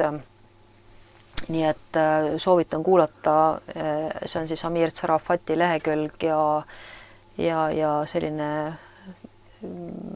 sõjaväelane ja ma ei saagi aru, kas see on Amir ise või ta on väga muutunud sel juhul kiilakas, ma ei tunne ära teda. Nii et ta räägib ja kui tahate natuke naerda ja sellist head tuju, siis ta just räägib sellest pettusest, milles ühiskond praegu ilusti elab ja ootab seda rahu ja korda ja kõike läbi selle tehnoloogia. Aga piibel ütleb meile, see on ülekohtu pettus neile, kes hukka lähevad, sellepärast, et nad ei võtnud vastu tõe armust, et nad oleks võinud pääseda. Ja sellepärast Jumal läkitab neile vägeva eksituse, et nad hakkavad uskuma valet. Et ärme ole siis suunatud maisele, vaid armastame Jumalat üle kõige, sest kui Jumala armastus on meie sees esikohal, alles siis me suudame ka armastada kaasinimest õieti. Et kindlasti AI on suurim fookuse vale punkt. See fookus on inimene. Ja see mõte, miks ma seda soovitasin kuulata, seda oligi just see 6-6 süsteem, mida ta ütleb seda sama asja, mida mina ütlen, et 6-6 süsteem on ta sellepärast, et see on inimekeskne inimene, mina inimene, minu vajadused, minu mõtlemised, mina, mis inimene on. Piibel, kristlik usk on, mis Jumal on. ma ei pea teadma, mis on kaasinimese harjumused, ma ei pea teadma, kas ta käib pohlal või seenel või armastab ta reisida, ma ei pea seda teadma, seal ei ole mingit tähtsust, minu õndsus looliselt ei ole seal mitte mingit tähtsust, minu ainukene tähtsus, ma pean teadma, mida Jumal teeb. Ja seda AI ei ütle. Vot siin on see AI pettus kristlastele. AI ei ole see, kes ütlema, mida Jumal teeb. AI. Eestikeelne. AI ei ütle sulle, mida Jumal teeb. Ta ei ole püha vaim, ta ei ole Jumal. Ta võib sulle mingeid asju ennustada, aga häda sulle, kui sa neid järgid. Et selles mõttes see on suurim Jumalale näkku löömine, mis inimkond on loonud ja kui te vaatate, kes on selle algatajad, inimesed, kes on pedofiilid, meil on praegu viimastel kuudel olnud võimalik näha, et ka meie saadetes räägitud Epsteini failid on lõpuks siis suure surma ja võitlemisega avaldatud ja need lood on koledad, 3 miljonit faili, igast jubedaid asju ja tõestatult siis need inimesed on inimohverdajad, mille peale siis meil siin vahepeal lausa saateid keelati ära ja öeldi, et mis te siin räägite Babyloni usundi elustumisest, et seda ei ole, on küll. Tõestatult on, et Epsteini failid on seda tõestanud, et ei ole suuremat ajastut praegu, kus enne Jeesuse koguduse ülesvõtmist on tõde täiesti kättesaadav mõlemilt poolt. Sul on pilt kogu kurjusest, valitsusest, valitsuse tagatubade tegudest. Kõike paljastatakse praegu, jõhkralt paljastatakse. Sul on olemas evangeelium teisest otsast, usklikud, kes räägivad. Et see on tõesti selline aeg, kus inimene saab nii selgelt valida. Ma ei tea ühtegi ajastut, kus meil oleks valik nii selge. Ja ma arvan, et see on sellepärast, et tõepoolest Jumal kavatseb selle planeediga oma lõpparve teha, mida inimesed ei usu, aga nagu kes olen meie, et ütleme omanikule seda, mis tema teeb, eks ole. Et nii suurt tõehetke ei ole kunagi ajaloos olnud. Ütleme pime keskaeg, kui kristlase tagakiusati, inimestel ei olnud tõde võtta. Ja paljud ajastud. Isegi piibel oli keelatud. Ja isegi piibel ei olnud trükitud paljudesse keeltesse. Ja. Praegu sul on võimalik panna kõik translate'id alla, tõlked alla, lugeda isegi ükskõik mis keeles, eks ole, juba on ju. Et ma olen mõeld, jah, Jumal on teinud selle viimasele põlvkonnale, kus pettus on väga suur, on ka tõe teinud väga kättesaadavaks. Et see on tõesti sinu valik, et sa ei saa öelda ükskord igavõiks, et oi, ma ei teadnud. Ei no, pane märksõnad sisse, googelda, sul on kõik info saada. Praegu, täna veel on. Ja siin seina peal on see, mis ütleb, kus on lahendus. Ja, et ainuke asi, mida nüüd see ratsionalistlik mõtleme ütleb, et ei saa ju olla sellist asja nagu koguduse ülesvõtmine. Ja. Aga võt, see juhtub ja siis muidugi on paljude jaoks hilja. Et see ongi see, et me ei ole ratsionaalsed olevused. Me oleme kutsutud usus, vaimus Jumalat järgima ja see juhtub. Koguduse ülesvõtmine juhtub, kas inimestele meeldib või mitte. Nii on. Ja, et siin on sõjaväelased, kes räägivad seda siin selles viimases videos neopaganismi tõus ühiskonnas, kus siis me näeme satanismi tõusu igas, ütleme isegi, kui sa vaatad kas VRR-i Jupiteri filmi, mis nad sisse ostavad, kõikide filmi alguses voolab veri, ükskõik tuleb see film Saksamaalt, Prantsusmaalt, Inglismaalt, Ameerikast, Kanadast. Ma mõtlen, kas te olete nagu kokku leppinud. Kõikide filmide algtseenis, mis on see nagu logotseen, seal jookseb veri. Et see on uskumatu, et sellist asja me ei ole kunagi näinud, et see on nagu sellise verevalamise ajastu, mida tegelikult nagu sulle profeteeritakse, kuulutatakse. Et nagu see hea lõpeb ära, see ei jää nii, nagu ta praegu on. Nii, selge. Aitäh, Virge, et illusioone purustasid. Ja, mis me suga nüüd peale hakkame.